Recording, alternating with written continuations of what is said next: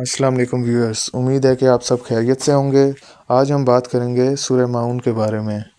ये सूरत मक्की दौर के अवाइल में नाजिल हुई, जब मक्का मुकरमा में ईमान और अखलाकियात की कशमकश ज़ोरों पर थी। ये छोटी मगर नहायत मौसर सूरत इन बुनियादी अखलाकी और दीनी खराबियों की निशानदही करती है जो बज़ाहिर मामूली समझी जाती हैं, मगर दरहकीकत दीन से दूरी की अलामत होती हैं। इसका मरकज़ी मौज़ू ये बताना है कि हकीकी दीन सिर्फ़ ज़ाहिरी इबादत का नाम नहीं, बल्कि इसका लाज़मन अमली ज़िंदगी में ग़रबा, यतीमों और मस्कीनों के हकूक़ की अदायगी है। जिस वक्त सूरह माऊन नाजिल हुई, मक्का में एक ऐसा मौशती निज़ाम गालिब था जहाँ सरमायादाराना ज़हानत अरूज पर थी। माल और दौलत की फरादानी ही कामयाबी का मयार समझी जाती थी। इस माहौल में गरीब और नादार तबक़ात, ख़ास तौर पर यतीमों का हक़ मारना और इनसे बदसलूकी करना कोई बड़ा जुर्म नहीं समझा जाता था। इस्लाम ने आकर इस माशरती बेहसी को जड़ से ख़त्म करने की कोशिश की, और सूरह माऊन इसी कोशिश का एक अहम हिस्सा है। ये सूरत इन लोगों को मुखातिब करती है जो बज़ाहिर शरीफ और मज़हबी होने का दावा करते थे, मगर इनका अमल इस दावे की नफ़ी करता था। सूरत का आगाज़ ही एक इंतहाई मौसर और सवालिया अंदाज से होता है। क्या तुमने इसे देखा जो दीन को झुठलाता है? यहाँ दीन को झुठलाने का मतलब सिर्फ़ क़यामत या जज़ा व सज़ा का इनकार नहीं है, बल्कि दीन की अमली रूह और अखलाकी तकाज़ों को नज़रअंदाज करना है। कुरान यहाँ ये वाज़ह कर रहा है कि दीन का इनकार सिर्फ़ नज़रियाती नहीं होता, बल्कि अमल से ज़ाहिर होता है। दीन को झुठलाने वाले की पहली और अहम तरीन अलामत ये बताई गई है कि वो यतीम को धक्के देता है और मस्कीन को खाना खिलाने की तरगीब नहीं देता। पहली अमली अलामत जिसका ज़िक्र किया गया है वो यतीम को धक्के देना है। मक्का के माशरे में यतीम का माल हथियाना और इसके साथ सख्त रवैया रखना आम था। यह अमल दरहकीकत कमज़ोरों पर जुल्म और माशरती ताकत का नाजायज़ इस्तेमाल ज़ाहिर करता है। इस्लाम ने यतीम की कफ़ालत और इस पर शफ़क़त को सबसे बड़े नेक अमाल में शुमार किया है।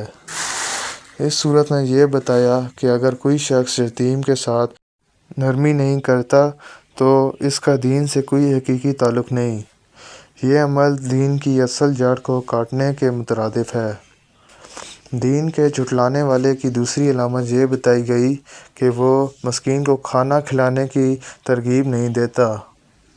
यहाँ सिर्फ़ ख़ुद खाना ना खिलाना नहीं, बल्कि दूसरों को भी तरगीब ना देना एक संगीन जुर्म करार दिया गया है।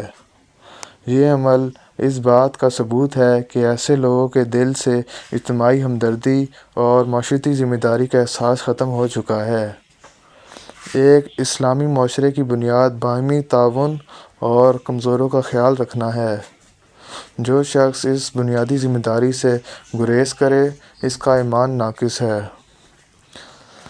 सूरत का अगला हिस्सा इन लोगों को मुखातिब करता है जो बज़ाहिर तो मज़हबी होते हैं, मगर इनकी इबादत सिर्फ़ दिखावा होती है, यानी रियाकार।